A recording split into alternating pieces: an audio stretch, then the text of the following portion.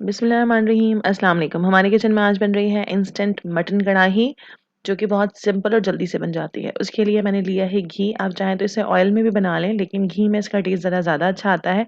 3 tablespoon मैंने इसमें घी डाला है और उसके अंदर डाला है 2 टेबलस्पून मक्खन। आप चाहें तो आप इसे कम भी ले लें। इसके अंदर मैंने डाल दिया है मटन। मटन मैंने उबाल लिया था। पहले ही ये उबला हुआ मटन है और ये तकरीबन 90% गला हुआ है। इसे मैंने लहसुन अदरक डाल के पानी में उबाल लिया था। अब जो है मैं इसे फ्राई कर लूँगी घी में डालकर और इसे अच्छा-सा कलर दे लूँगी।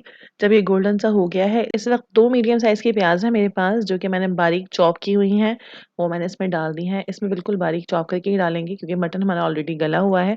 तो 1 टेबलस्पून भर के मैंने इसमें डाल दिया है लहसुन अदरक का पेस्ट और उसके बाद मैं इसको हल्का-सा फ्राई कर लूँगी।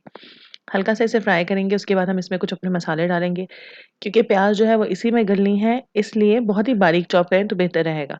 नमक अपने टेस्ट के हिसाब से ले लें, मैंने हाफ़ टी स्पून डाला था तकरीबन और उसके बाद डाली है मैंने 1 टीस्पून इसमें कुटी हुई लाल मिर्च, हाफ़ टी स्पून काली मिर्चों का पाउडर और ये सब कुछ डाल के मैंने इसे हल्का-सा भून लिया है, ताकि प्याज़ का कच्चापन जो है वो दूर हो जाए और प्याज़ जो है वो खड़ी-खड़ी ना रहे। उसके बाद में मैं इसमें डाल दूँगी आधा कप दही। दही जो है मेरे पास गाढ़ा है, अगर आपके पास गाढ़ा दही नहीं है, तो आप आधे कप से ज़्यादा 1 कप डाल लीजिए। वो डाल के मैं इसे हल्का-सा फ्राई करूँगी। दही डालने की वज़ह से इसमें जो थोड़ा बहुत पानी है, उसे हम थोड़ा-सा खुश्क कर लेंगे और फिर इसे ढक के पकने के लिए छोड़ देंगे तकरीबन 20 से 25 मिनट बिल्कुल लो फ्लेम पे, क्योंकि मटन गला हुआ है और प्याज़ जो है वो गल जाए तब तक। जब ये हो गया है रेडी, गल गई है प्याज़ हमारी और आप देख सकते हैं, क्योंकि नॉन स्टिक का बर्तन है तो इसमें कुछ भी नीचे नहीं लगा है। इस वक़्त मैंने इसे हल्का-सा फ्राई किया है और उसके बाद इसमें डाल दी है हरी मिर्चें और हरा धनिया। ये दोनों चीज़ें डाल के भी इसे थोड़ा-सा भून लेंगे, इससे सालन के अंदर बड़ी अच्छी खुशबू आती है। तो ये अब बिल्कुल रेडी हो चुका है। मैंने इसे हल्का-सा मिक्स करना है और मिक्स करने के बाद मैंने इसको बिल्कुल दम पे छोड़ देना है, चूल्हा बंद करके। जी नाज़रीन, हमारी बहुत ही मज़ेदार मटन कढ़ाई तैयार है, जो कि बहुत ही जल्दी बनती है।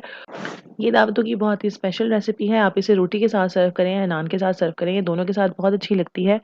अगर आपको मेरी ये रेसिपी पसंद आई है, तो आप इसे प्लीज़ लाइक ज़रूर कीजिएगा और शेयर कीजिएगा अपने दोस्तों के साथ और मुझे कमेंट में बताइएगा रेसिपी आपको कैसी लगी है और साथ ही अगर आपने अभी तक मेरे चैनल को सब्सक्राइब नहीं किया है, तो प्लीज़ इसे सब्सक्राइब कीजिए।